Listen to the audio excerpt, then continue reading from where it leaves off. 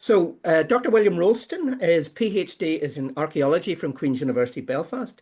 He joined the Ulster Historical Foundation as a researcher in 1997. He became research officer in 2002, and he became research director in 2006. Many of you will know William from our conferences, from speaking engagements at home and abroad, and for the very many high quality publications that he has produced over the last 20 odd years.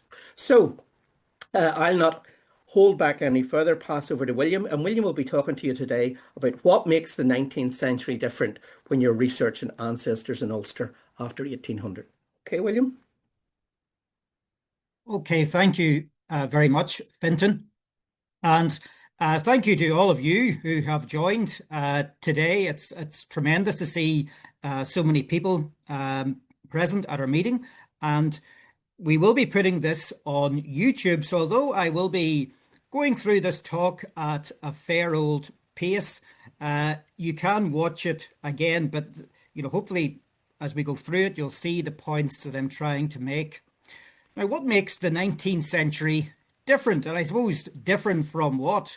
Well, essentially, I'm talking about different from the 18th century, the 17th century, the centuries that have gone before. So why is research in the 19th century different? What else can you find? What new resources are available to you? The province of Ulster occupies the northern portion of Ireland. It comprises 9 counties. 6 of them are in Northern Ireland and 3 are in the Republic of Ireland. But the old historic province of Ulster was the 9 counties. And although what I'm saying today applies in particular to Ulster, the principles that lie behind it can be applied to research in any part of Ireland. Each of the points I'll be making can be applied equally as well to counties in the other 3 provinces of the island. And most of what I'll be talking about today will refer to sources that are in the Public Record Office of Northern Ireland in Belfast. However, I would make the point that although Probate, as it's known, has the great majority of records that you'll be looking at, that you need to look at when researching a 19th century ancestor, there are many other places that hold records relating to families who lived in the 19th century in the province of Ulster. So, for example, there are county libraries and archives and museums that have records of relevance. There are national institutions, such as the National Library of Ireland, the National Archives of Ireland, both of which are in Dublin, or even the institutions across the water, the National Archives of the UK in London, or the Scottish repositories. So there are many places to find records relating to your ancestors. But principally, I'm going to be talking about records that can be found in the Public Record Office in Belfast. And I know that many of you have actually visited Probate, maybe as part of one of our conferences, and know what a superb archive it is. It really is one of the best regional archives anywhere in the world. And one of the great strengths of Probate is that combination of public records, as in government records, departmental papers, official records, and also privately deposited records, such as church records I'll be talking about, or landed estate papers, or business records. So it's that great combination of records that makes Probate such a superb place to carry out your research. Now let me begin. I'm going to be making 20 points, or looking at 20 things that make the 19th century different. So let me begin with the first one. And for researchers, you'll be well aware that church records are such an essential part of research, particularly before the official record keeping of births, deaths, and marriages comes in the, well, I'll be talking about that in a moment, but from 1864, all births, deaths, and marriages. So church records are essential building blocks of any family tree. And the good thing about the 19th century is that there's a much better survival rate of church records, and there's much more systematic record keeping. I mean, just to give you an example, There are only 10 Catholic parishes in Ulster with surviving registers prior to 1800. But by the time we get to 1900, there are over 250 Catholic parishes in Ulster with surviving records. So that's a monumental jump in terms of the number of records that are available. Now, another part of the reason for an increase in the quantity of church records is the emergence of new religious denominations. So the big three, if you could call them that, the Catholic Church, the Church of Ireland, and the Presbyterian Church, they really dominate the scene. But new denominations emerge in the course of the 19th century. So Methodism, for example. Now, of course, there had been Methodists prior to 1800. John Wesley made many visits to Ireland, but as a distinct separate denomination that began to keep its own records of baptisms and marriages, or rather to conduct marriages and perform baptisms, the Methodist Church really emerges as a distinct denomination in the early 19th century.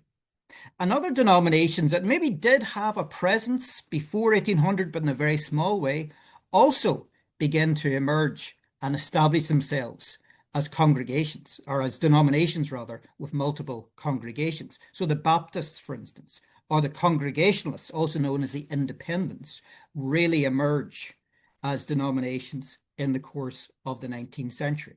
The Plymouth Brethren, another religious denomination, really it begins in the 19th century, early 19th century, and emerges by the end of the 19th century as a small but significant religious denomination in Ireland, and particularly in Ulster. And of course, by the end of the 19th century, there's a small but significant Jewish community in Ulster, predominantly in Belfast, but in a few other places as well. And by the early 20th century, early 1920s anyway, there are about 1,500 Jews living in Belfast. So a small but significant religious denomination in Ulster. So keep those things in mind. Now, the essential source, if you are looking for church records and what's available, is Prony's Guide to Church Records. So it's downloadable as a PDF from the Prony website. It lists by civil parish, so the records are arranged by civil parish. The records available for churches in the province of Ulster. And again, this is not just Northern Ireland, this is the 9-county province of Ulster. In fact, there are records in the Guided Church Records from beyond the province of Ulster. So this is a superb resource. And so it summarizes the covering dates of, say, baptisms, marriages, and burials, and other records, indicates if they're in Prony, giving the reference. Most of them will be in microfilm. Some will be originals, but most of them will be in microfilm. And in a few instances, say for some Presbyterian records, it'll indicate if records are available in the Presbyterian Historical Society. So the link is on the screen, but if you simply Google Prony Guide to Church Records, you can download that as a PDF, and it's fully searchable. It's a superb resource for finding out what's available. Now, you can also find church records available online on a number of different websites. I'll just mention a couple here. First of all, Roots Ireland, the website of the Irish Family History Foundation. So each of the county centres across Ireland have been, going back to the 1990s, digitising church records or transcribing church records. And those transcriptions can be searched on the Roots Ireland website. It's a subscription website, but it is one of the key online resources for anyone researching their ancestors, and its church record collection is very, very extensive. And for Catholic records, you can go to the National Library of Ireland website and you can view the digital images of Catholic registers. Originally, these were microfilmed, and then the National Library digitized those microfilms, and you can view them on the National Library website. They're not indexed, but you can actually view the original registers. And what I'd also say is, church records are not simply limited to baptisms, marriages, and burials. You can find all sorts of other items within the broad category of church records. So here, this is one I just pulled up, a minute book of the Rathfriland Presbyterian Sunday School in County Down. And on this particular page, it says that a mark of esteem be presented to Mr. William Matthews by the teachers of the Rathfriland Sabbath School on the occasion of his leaving his native land for Australia. So there's a testimonial to an individual taught in that Sunday school who's about to head off to the Southern Hemisphere. And below that, there's a listing of individuals and the amount of money that each donated to Mr. Matthews to help him on his way. So things like that can turn up in church records. It's really quite amazing how many different items can be found in the broad category of church records. Here's just another one. This is an account book. It's a copy of an account book in Prony, and it's money that was raised to pay for the building of a new Catholic place of worship near Mahara in South Derry. It's from the 1820s.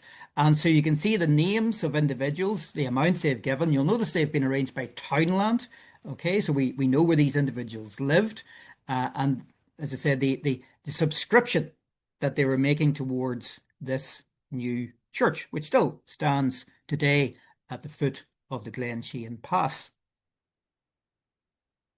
I also mentioned the Virtual Record Treasury of Ireland website, virtualtreasury.ie. This is a wonderful resource where they have been digitizing records relating from many different archives relating to Ireland. So, and it's an attempt to sort of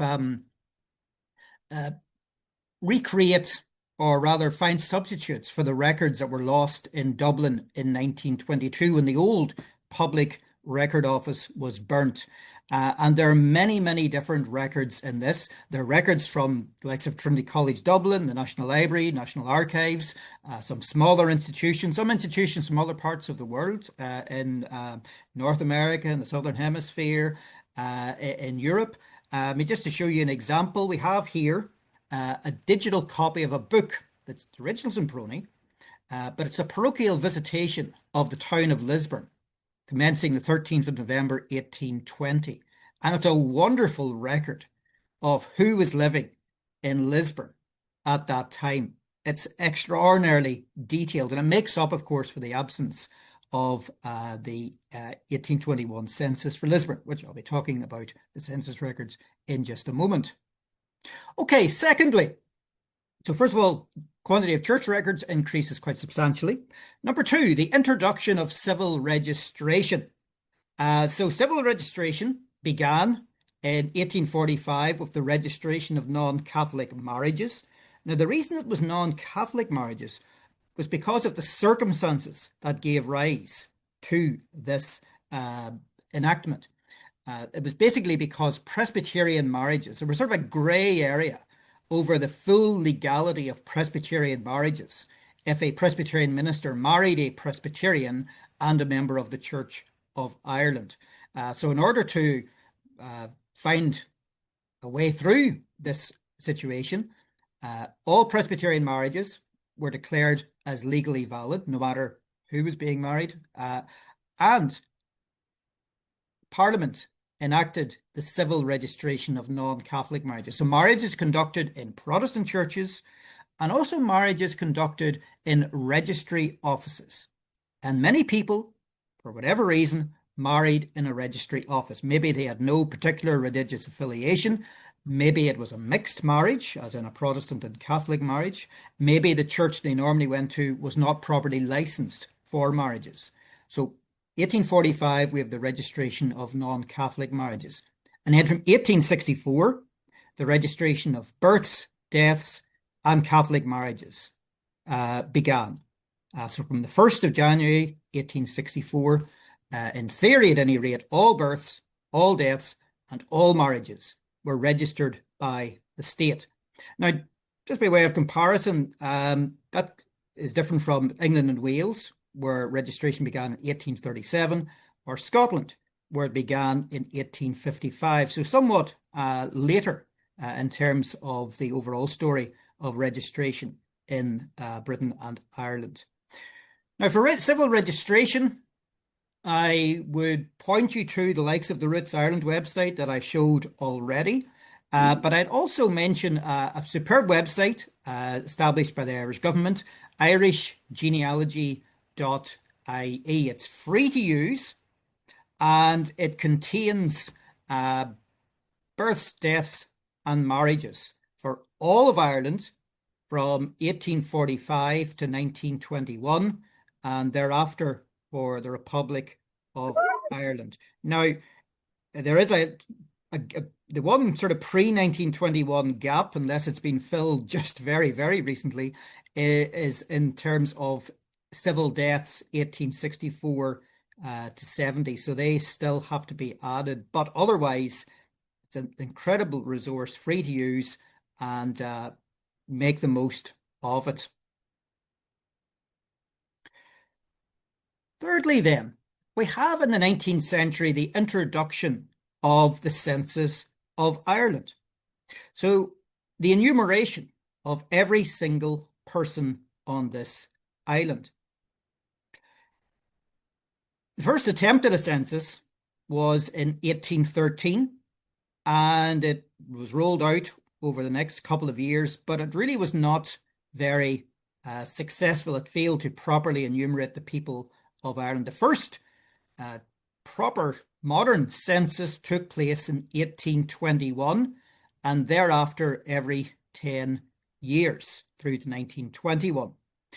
Or sorry, 1911, not 1921, through to 1911.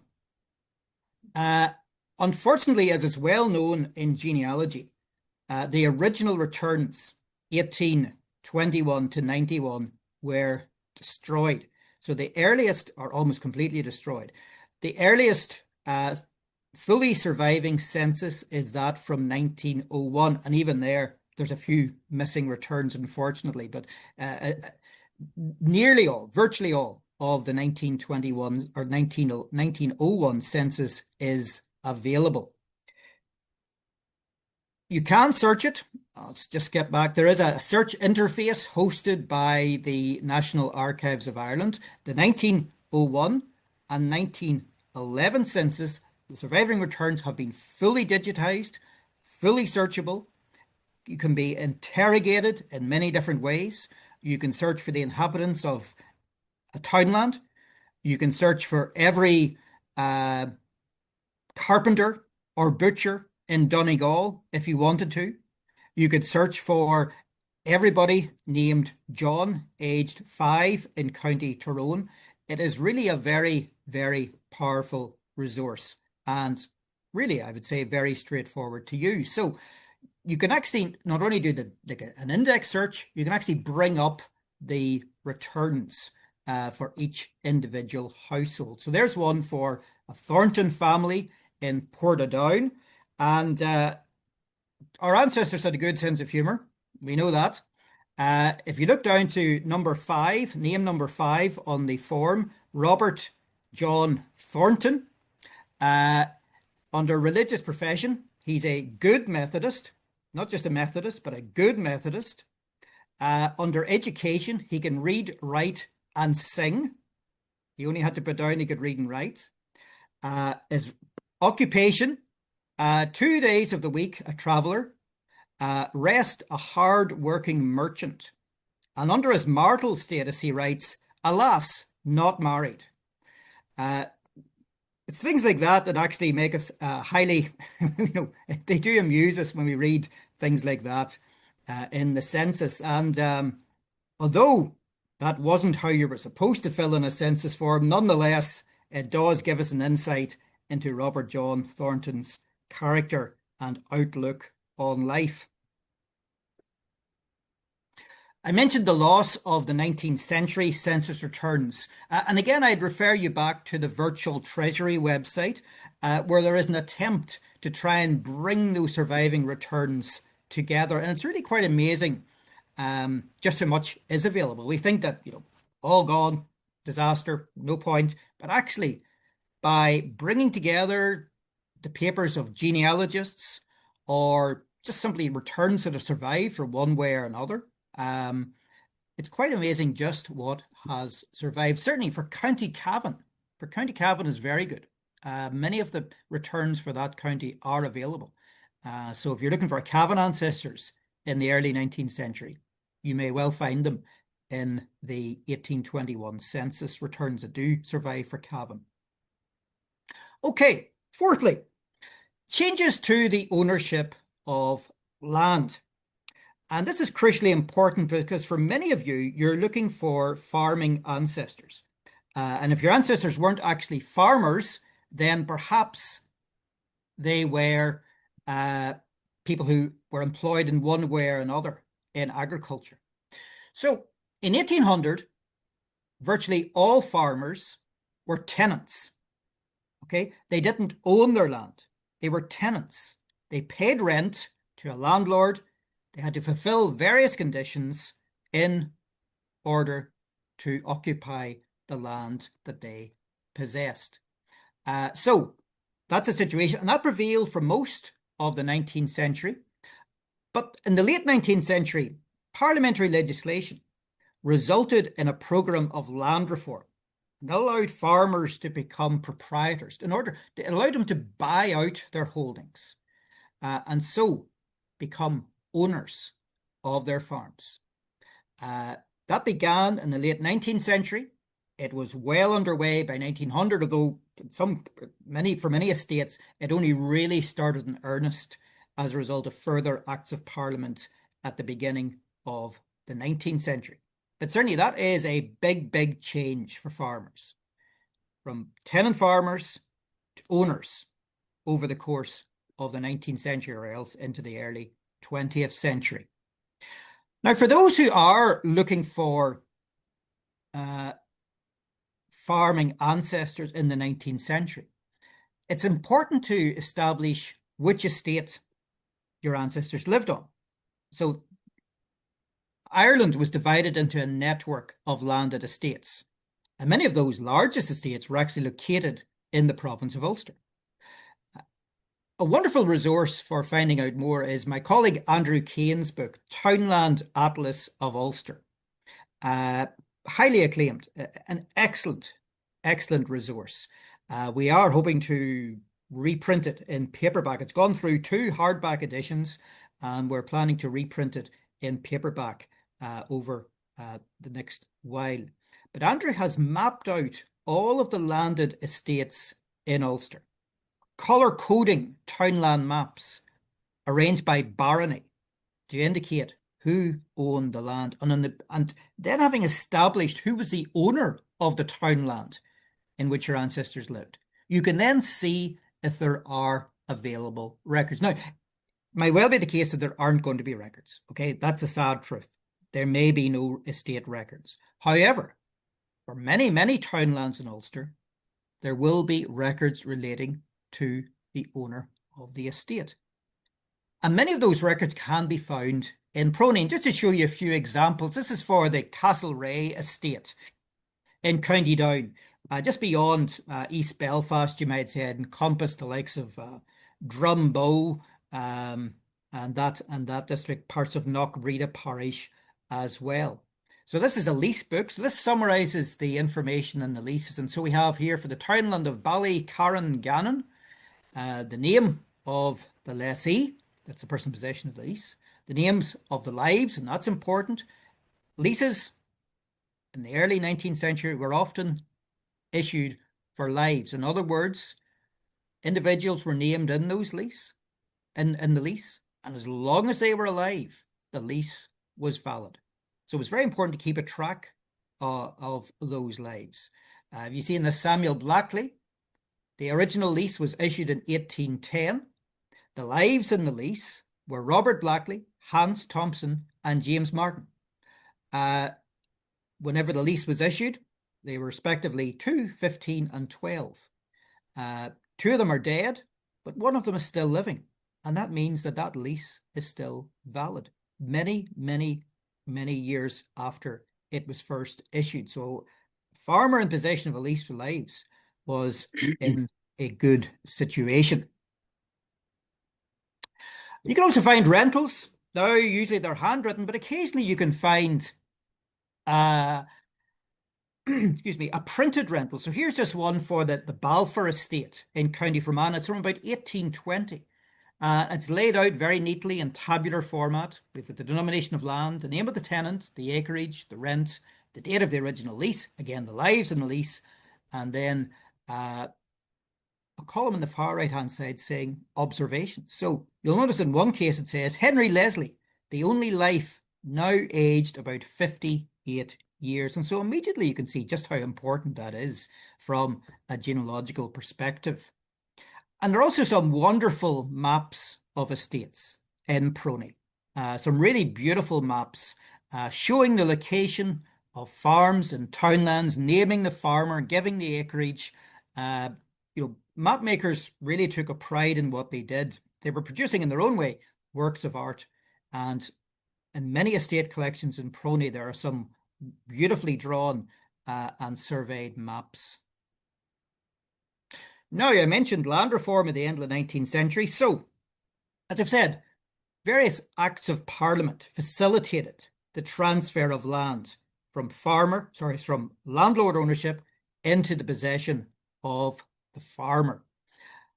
The records relating to that process for Northern Ireland can be found in Proney. They're in what's known as the Land Registry Archive.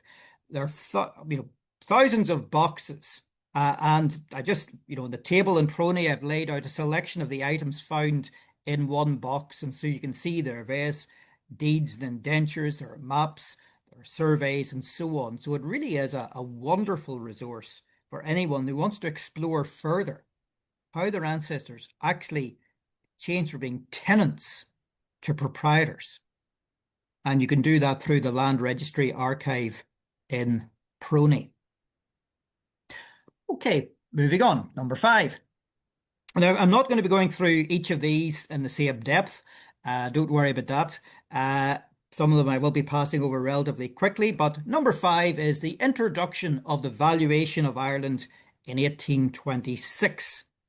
And the Valuation of Ireland was an attempt to create a fairer way of assessing liability for rates, for local taxation, for county cess, and so on. So it was an attempt to conduct a complete survey of lands in Ireland and then to apply a uniform way of assessing its value. Now, the best known product of the valuation of Ireland is Griffith's valuation. Okay, for northern counties, it dates from around about 1860. It's a very well-known and accessible resource. There are different ways you can get access to it. You can see it's printed, it's tabular, it's easy to follow, it's an excellent resource. However, it must be realized that there were also, first of all, a predecessor to Griffith's valuation, or predecessors to Griffith's valuation, and the manuscript field books of those are available. So for the townland valuation, the fieldwork for the townland valuation began in 1830. And although it's primarily concerned with land use and value, it also identified houses that met a certain property threshold. Now, initially that was set at £3. It was later raised to £5. But by the time that it was raised to a higher value,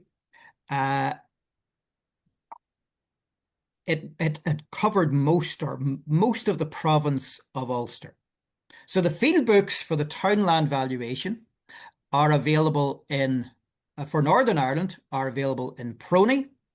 For the Republic of Ireland, they're available in the National Archives in Dublin. So you can see a selection of the field books. In this case, for the parish of Clondermott and County Londonderry, there are 4 separate field books for the townland valuation for that particular parish.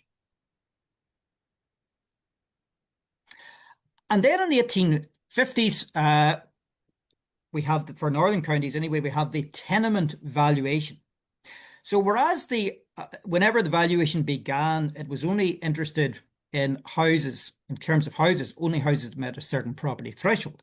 As time went on, the valuation became more and more detailed. So that by the time we get to the tenement valuation, there's an effort to identify and place a valuation on every single property in Ireland, from the grandest mansion to the humblest cottage. So the findings of the tenement valuation are contained in field books. And again, the manuscript field books are available in Prony for Northern Ireland, and they're available in the National Archives in Dublin for the Republic of Ireland. And the tenement valuation was the basis of Griffith's valuation. Now, I've shown you a slide of Griffith's valuation already, all very neat and tabular. The tenement valuation is not quite so neat. You can find information recorded in the tenement valuation that simply could not be fitted on to the printed valuation.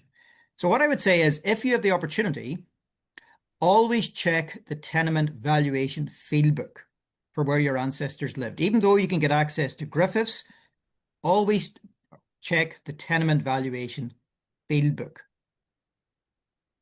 So here's just an example of that. This is for the townland of Ballynamallet in the parish of Donaghadee in County Tyrone. And it's a property, I'm just the second one down, or the third one down really, Thomas McFarland, okay, house, office and garden. But there's a little note over on the far right-hand side, and I've just blown it up so you can see where there's just a little bit of extra information. New house and in a good business situation, okay. Licensed houses and the grocery retail and the grocery retail business. Okay, so there's a little bit extra. See, that's the sort of information that's not going to be included in the printed Griffiths valuation. But here we have something that just illuminates just a little bit more the life of this particular individual. And of course, from 1860s onwards, we have the valuation revision books.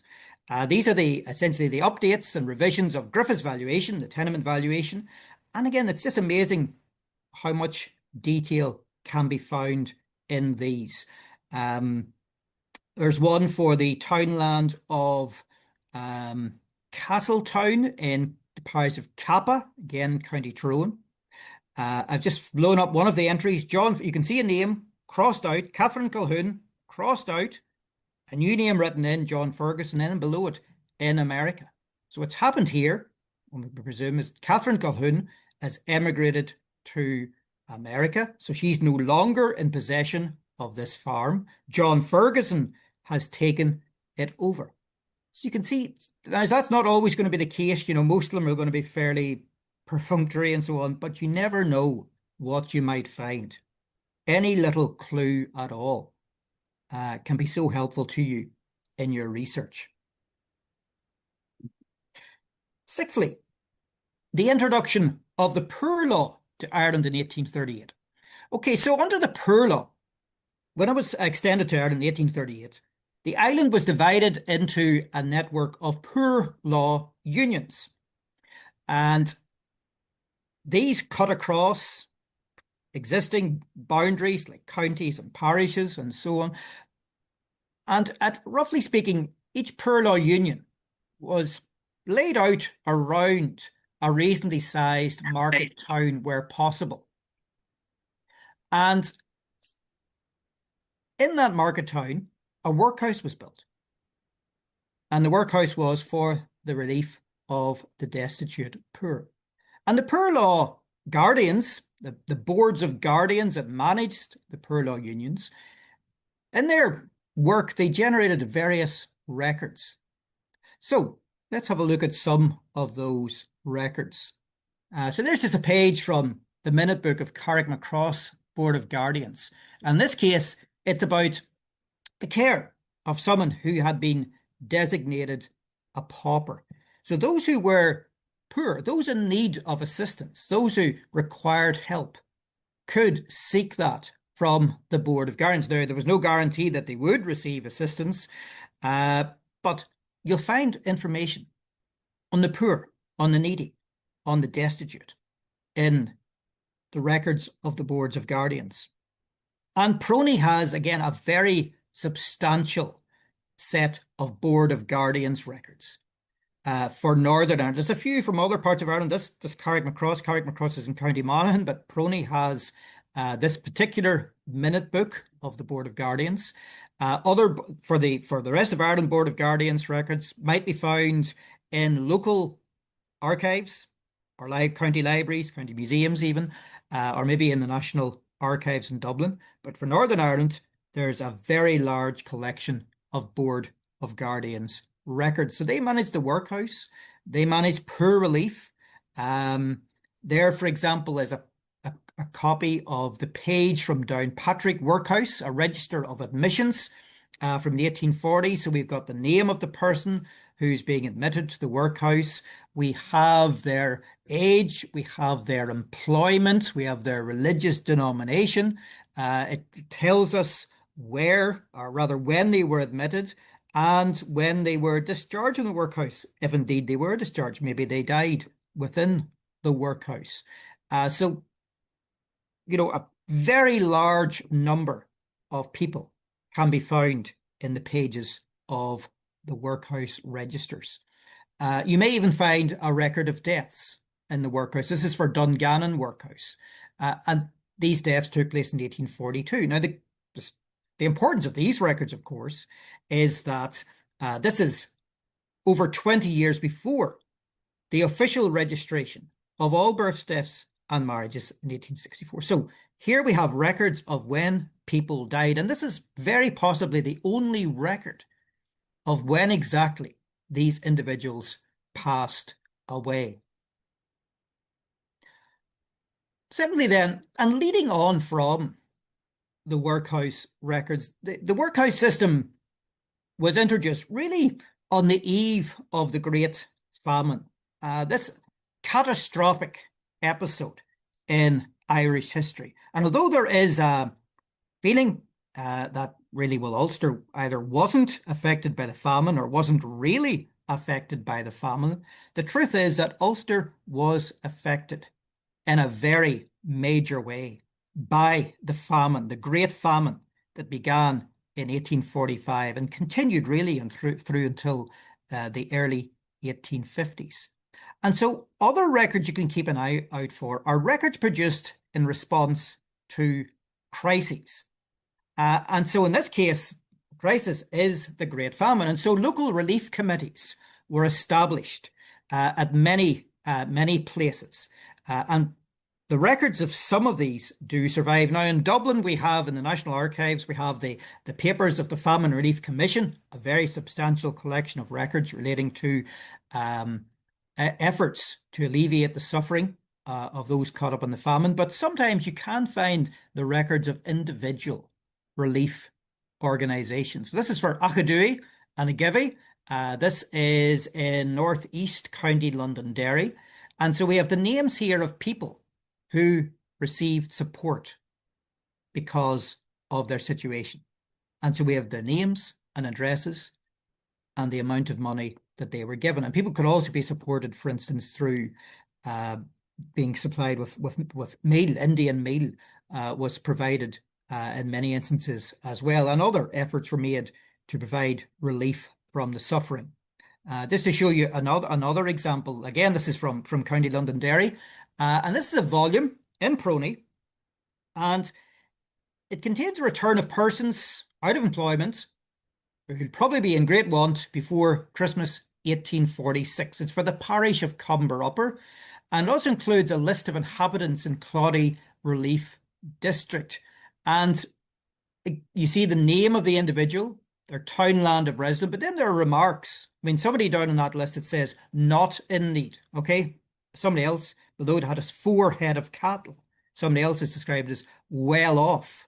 Okay, so not everybody listed here, it was felt, was in need of support as a result of the catastrophic famine conditions. But nonetheless, we have the lists of names of these individuals. Expansion of medical provision. In the 19th century, we see the number of hospitals increasing. Some established by local government, some established through philanthropy. Just on the screen now, you can see a page. Curiously, this is in the Ministry of Finance papers in Prony. And this is a record of patients received into the Lille wards of Armagh County Infirmary in the year ending January 1850. So here we have individuals who were admitted to this particular ward. A Church of Ireland clergyman named Lille left a bequest that allowed wards to be maintained at the county infirmary in Armagh for the admission of patients. And so for quite a number of years in Prony, we have records just like this. And they were counted as part of charitable donations. And they fell into like a certain category that meant that they were retained by the Ministry of Finance in Northern Ireland and then deposited in Prony. We also find the creation of asylums for the treatment of mental illness. So the first, I think, public, what was termed a lunatic asylum, was the Armagh Asylum, opened in the 1820s. And so we have information here about the number of patients, where they were from. And notice, although this is the Armagh institution, you have patients there not only from Armagh, but from Tyrone, Monaghan, Donegal, and Fermanagh. So people were maybe being brought from a fairly wide area. So again, when you're looking for your ancestors, don't just assume that public institutions like this will only be for the people of that county or even that district. So spread your net far and wide in looking for your ancestors. And also a dispensary system, providing medical care, medical assistance, dispensing of medicines and so on, also became established in the course of the 19th century and later came under the poor law system. So it became the responsibility of boards of guardians. This is one for Randalstown in County Antrim. So we have the name of the patient, their place of residence, their actual disease, observations, and the number of visits that they received from the medical officer. In this case, it's from 1849. So look out for records like this. Now, it must be said that records giving the names of patients are maybe not as commonplace as we'd like. There are certainly records of people who supported these institutions, who subscribed towards them. But patients are not always found, but they can be. They can be. So keep an eye out for records like this. Okay, next then, the introduction of the old age pension in 1909. So the Act of Parliament establishing it was passed in 1908, and then it was from 1909 that people were able to claim the pension. Now it was for initially over 70s, and you had to be below a certain income in order to receive the pension. And for many people in 1909 who were 70, well, there were obviously no official birth certificates. And so they had to turn to other resources to try and prove just how old they were. And so for many people, in order to prove that they were old enough to even be considered for the pension, they had to resort to the 1841 and 1851 census returns. And so checks were made of the census, and the information was filled out. There were two sort of different types of forms, Form 37s and what are known as the green forms. So the Form 37s for Northern Ireland, not exclusively, but mainly for Northern Ireland, are found in Prony. They're bound together in hardback volumes. They're arranged by barony, by county and by barony. And you can see in this particular slide just how messy some of these pages can be. You can see the various attempts to find out that the applicant for the pension really was living in the townland they said they were living in 1841 or 1851. And all sorts of other information can be recorded on these. It really is quite amazing just how much detail there is. So these are available in Prony. So the old age pension from 1909. And of course, the great thing about these is that the original returns of the 1841, 1851 census were almost certainly destroyed. And so these act as a substitute for the loss of the original census returns. Okay, so then the introduction of the national education system. There had been, of course, been schools long before 1831, but it was in 1831 that the national education system was established. And so, under the new Board of National Education, money was made available to support schools. So schools could apply for support. They could apply for a sum of money to maybe build a new schoolhouse or repair the existing schoolhouse, or to buy textbooks, or to buy or to help pay the teacher's salary.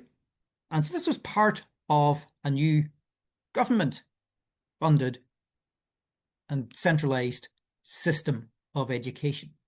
And the records of that are many. And Prony, again, has a very large collection of records emanating from the implementation and maintenance of the national education system. And so we have registers of some of the schools. This is for Dromore School, County Down, and it's from the 1830s. This is a very early example of surviving school register. Most of them don't begin until the late 1860s, but here we have one from as far back as the 1830s. And we've got the name of the child, we've got their age, we've got their place of residence. But the final column is perhaps one of the most interesting, because it says, it notes what happened to the child. So when they left school, did they go into work? Did they move away? Maybe they emigrated. Did they go on to another school? So again, information like this can be so useful. So although it's very rare to find registers as early as this, nonetheless, some do exist. Some elementary school records do exist. And Prony has a very large collection of registers of national public elementary or primary schools in Northern Ireland. For the other counties in Ireland, they can be found again in the local county archives or museums, or in the National Library in Dublin. But most of the records from the 19th century that survive and are available are in Prony. Now, I mentioned about grant aid applications. So schools could apply for support. And so keep an eye out for these. These are grant aid applications. Prony has digitized the 19th century grant aid applications. And the applications made from about 1831 up to about 1840 are particularly useful, because they include the names of those supporting the application. So this is one for a school at Cushendall in County Antrim. And then at the very end, there's a part of the form where people supporting the application could sign their name. So on one side, we have Protestants, and on the other side, we have Catholics. In this case, there are quite a few names on both sides. It's not always like that. Sometimes the names are fairly limited, but still, it's worth keeping an eye out. And these have been digitized and can be downloaded from the Prony website when you're using the Prony online e-catalogue. Okay. We also find a major increase in the number of newspapers published in Ulster. Now, in part, that was driven by the rise in literacy itself, an indication of the success of the national education system. But in 1800, newspapers had been published in only 4 towns in Ulster: Belfast, Derry, Newry, and Strabane.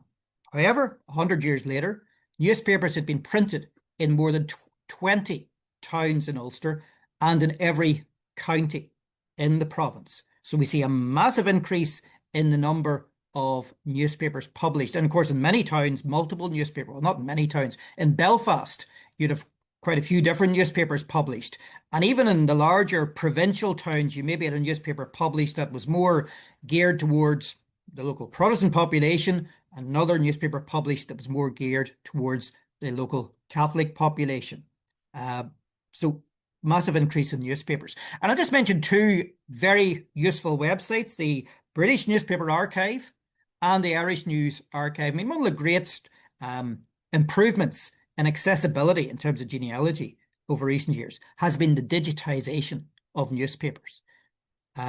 We all remember, some of us remember what it was like to go through hard copy newspapers or maybe microfilm newspapers, but now we can get access to newspapers in a way we were never able to do before. So these are two places where you can get access to digital copies of newspapers, and definitely make the most of these. It could be the best 20 or 25 pounds or whatever it is to take out even a month's subscription of one of these websites.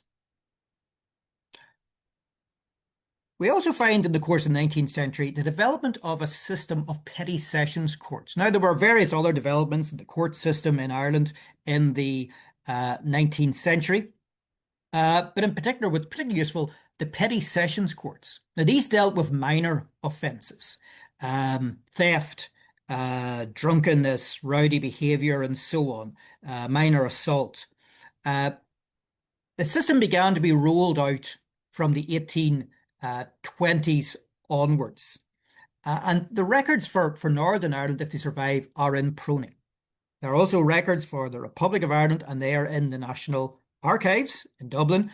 And the Republic of Ireland records have actually been digitised by Find My Past. And you can also get access to them on Ancestry. So these record the names of people, you might say the plaintiffs, the defendants, the nature of the complaint, any details of witnesses, and then the adjudication of the court.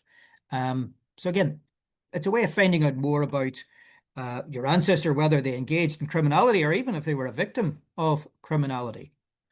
And the petty sessions courts had other responsibilities as well. So from the 1860s, they were also responsible for the issuing of dog licenses. And so these would be what we considered not something you would first think of in looking for your ancestor.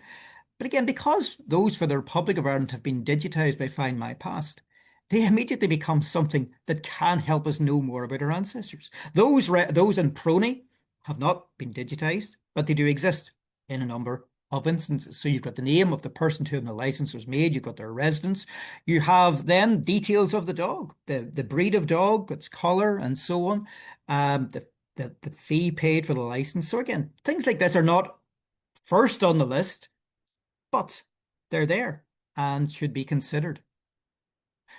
Now, linked to the developments in law and order was the emergence of a modern police force in the course of the 19th century.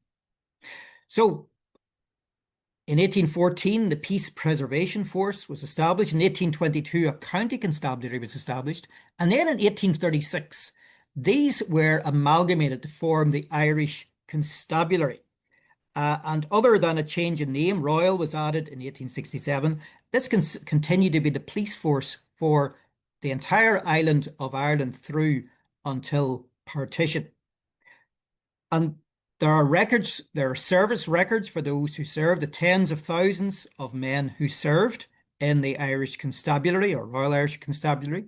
In some cases, we have records kept by individual police stations. The one on the slide at the moment is of Stewartstown in County Tyrone.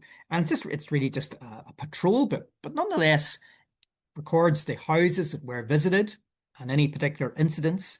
And you can see something of not only the lives of those of our ancestors who served in the police, but also the people with whom they dealt, whether that was helping them or whether that was apprehending them. The 19th century also witnessed the great expansion of the franchise. In other words, who could vote?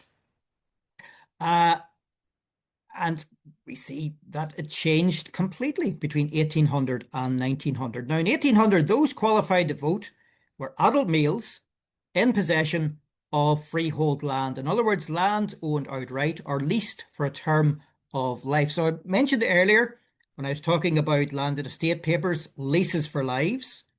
Well, if you had a lease for lives and it met a certain valuation, at least 40 shillings a year, you could vote.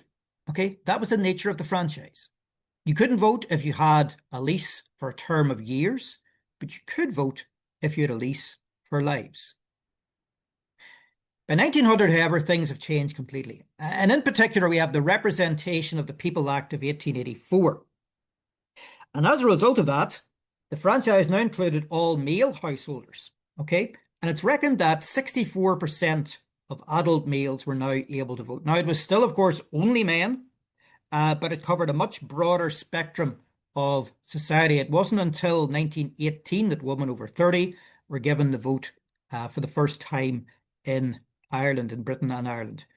But certainly by 1900, a much higher proportion of the adult male population could vote than had been the case 100 years earlier.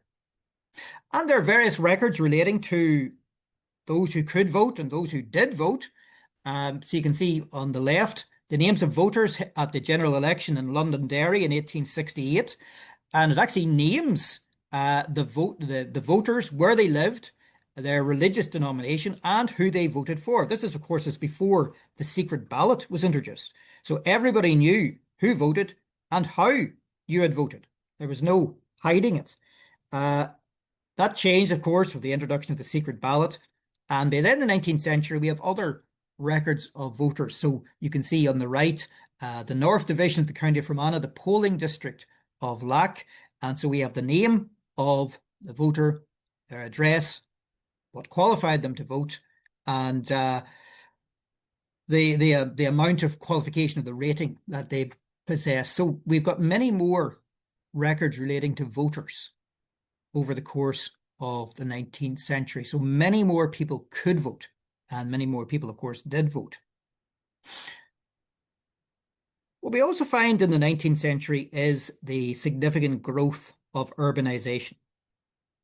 No more so than in the case of Belfast, which between 1831 and 1901 grew from just over 50,000 people, inhabitants, to almost 350,000 inhabitants. The city of Derry, again, almost quadrupled in size from just over 10,000 to almost 40,000. On the other hand, interestingly, Newry declined slightly in terms of its population between 1831 and 1901. It sort of bucked the trend, but look at the others: Lurgan, Lisburn, Ballymena, Portadown. They all increased substantially in terms of their populations over the course of the 19th century. And this is while overall the population of Ulster is declining. It's actually reckoned that by 1901, nearly a third of the population of Ulster was living in towns of 5,000 or more inhabitants. So while certainly rural life still hugely important for the majority of people living in Ulster, an increasing number were living in towns and cities. Now, in relation to that, of course, then street directories become ever more important. And over the course of the 19th century, we see an ever-increasing number of directories published. The Belfast and Province of Ulster Directory, for example, began in 1852. It was published sporadically for the first number of decades, but then from the late 1890s, it was published on an annual basis. And these directories, particularly if you're looking for Belfast ancestors, are very, very useful. Prony has actually digitized its collection of street directories up to 1900.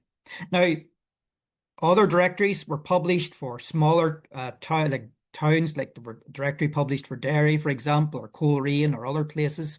But particularly for Belfast, because it was growing at such a phenomenal rate, directories become especially useful to you in your research. And also records relating to the administration of towns also become extremely important. So here, for instance, these are lists of names that appear in the minute book of Belfast Corporation's Police Committee. Not police as we might think of it today, but what we have here are those who were paying the police tax. And so we have the names of In this case, those who hadn't paid the tax for a variety of reasons. Maybe they were dead, maybe they had emigrated, maybe they were in the army or at sea or whatever. But records like this can be found in the local authority archive in Proney. Here's another one. This is for the Enniskillen Town Commissioners. So in the course of the 19th century, not only do we see towns growing, in many instances at a very significant rate, we also see reforms in how they were administered. So we see the introduction of town commissioners, for example. Towns gaining a certain authority to regulate their own affairs. So in this case, we have the Enniskillen Town Commissioners' rentals, giving the names of the inhabitant of the town and how much debt rent they were paying. So this is another significant collection of records in Proney, in the local authority category, LA, prefixed LA.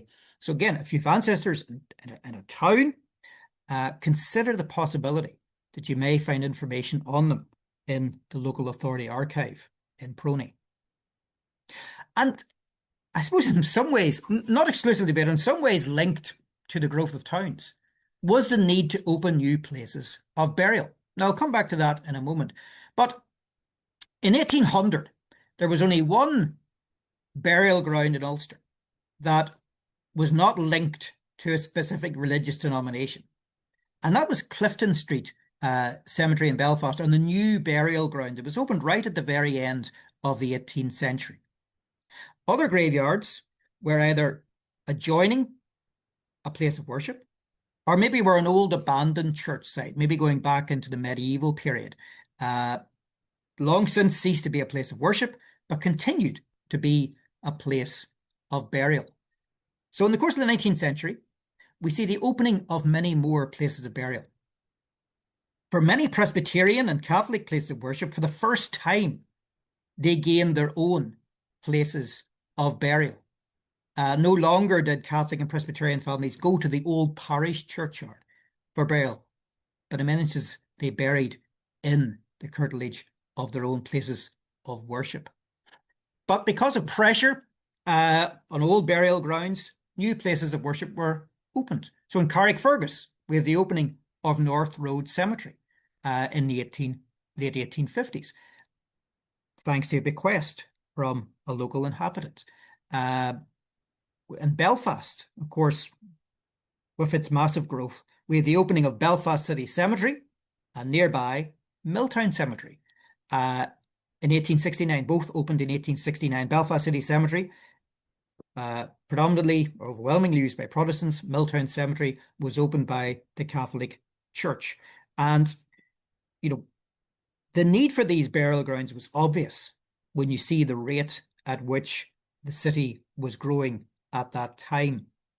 Now, a useful resource that we have created is the Graveyards of Ulster map. So if you go onto our website and go to the History from Headstones section, you can find a map that plots the location of graveyards across the 9 counties of Ulster, colour-coded as well to indicate if it's a Catholic place of burial or a Presbyterian or Church of Ireland, or if it's an old medieval parish graveyard.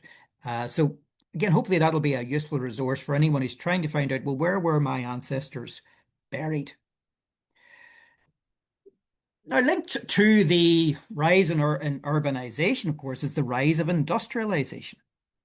The opening of ever larger factories employing large numbers of workers. In many cases, especially in the textile industry, employing large numbers of women and also of children. And you can find various records for businesses in Ulster.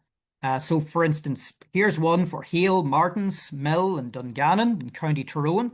And here we have a list of children employed in the factory, because there were various regulations in terms of the ages at which you could employ children in factories. So we have, in this case, we have the name of the child, we have their residence, there's a place for name of father or mother, although that's not filled in very often. And then again, there's a column about remarks. So where did the child go? So did they leave the factory? Or maybe did they become full-time in the factory? Or maybe did they emigrate, for that matter? So as a result of industrialization over the course of the 19th century, we see the creation of factories major places of employment, which kept records. And again, many of those business records can be found in the Public Record Office of Northern Ireland. And of course, as with industrialisation, so you have workers banding together in mutual support, in trade unions, and in other associations. So in this case, this is a declaration by members of the Belfast Hackle and Gillmakers Mutual Society.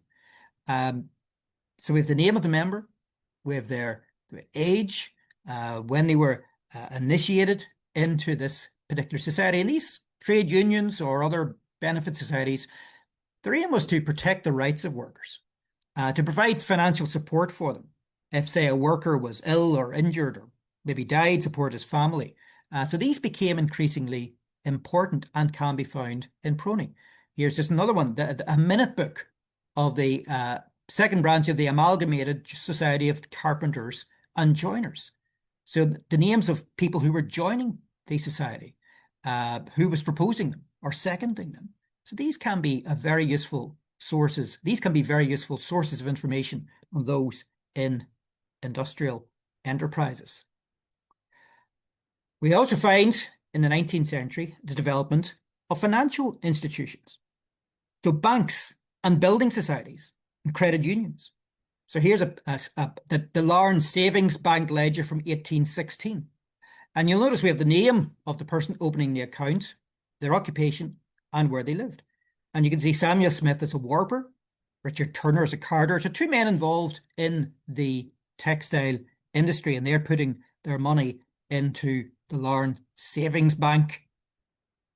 We also see the establishment of loan fund societies, which helped the, you might say what were termed the industrious poor, mechanics, tradesmen, with loans, helping them maybe through a difficult time or helping them to with their business. So this is for the Tandragee Loan Fund Society in County Armagh. And these records go back to the 1830s, and they are incredibly detailed. And many people benefited from these loan fund societies. And again, the records of some of them are available in Prony. What we also find in the course of the 19th century is an increase in the number of fraternal organisations or clubs or societies. Now, I mentioned two of the more important here. First of all, the Freemasons. Now, of course, the Freemasons had been around for long before the 19th century, but we do see an increase in the number of Masonic lodges over the course of the 19th century. And the records of some of these can be found in Prony. This particular slide is just one from the Bangor Union Masonic Lodge. It's a minute of a meeting from 1807. And there's a note that Brother Thomas Burns from Philadelphia was present on the night of that meeting.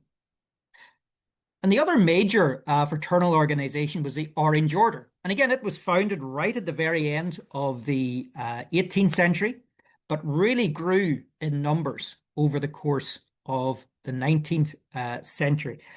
So this is just one for a Bowland Orange Lodge in County Tyrone. And it's a record of the fees that were being paid to that particular lodge. So keep an eye out for records of fraternal organizations.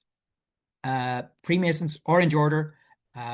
You also would have, say, the Ancient Order of Hibernians, but even just clubs, sporting organizations, rugby clubs, football clubs, cricket clubs, all were established in ever-increasing numbers over the course of the 19th century. So people were banding together for various reasons, social, recreational, even political, coming together, and records of those are available.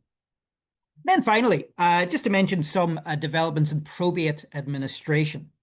Prior to 1858, the Church of Ireland was responsible for testamentary affairs. So not everyone who made a will was a member of the Church of Ireland, but somebody made a will, they died, the executors would have to go before the Church of Ireland, local Church of Ireland court to have it administered.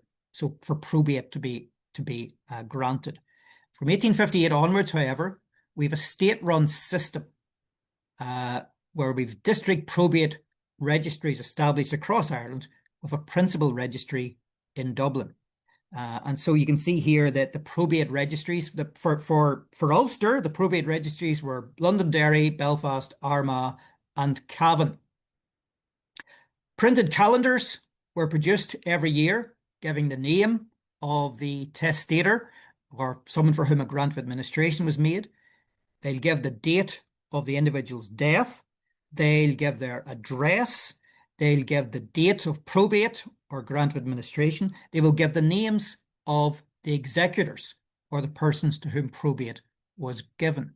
Now, although the original wills were destroyed in 1922 in Dublin, copies made at the probate registries survive. And those copies, certainly for the probate districts of Londonderry, Belfast, and Armagh, are available in Prony and can be accessed via the Prony website. So Prony has indexed the probate calendars, the will calendars from 1858 up to about 1965, and it has digitized the transcript books containing those wills up to around about 1900, thereabouts. And you can access those wills through the Prony website. So it opened up so much in terms of our ancestors.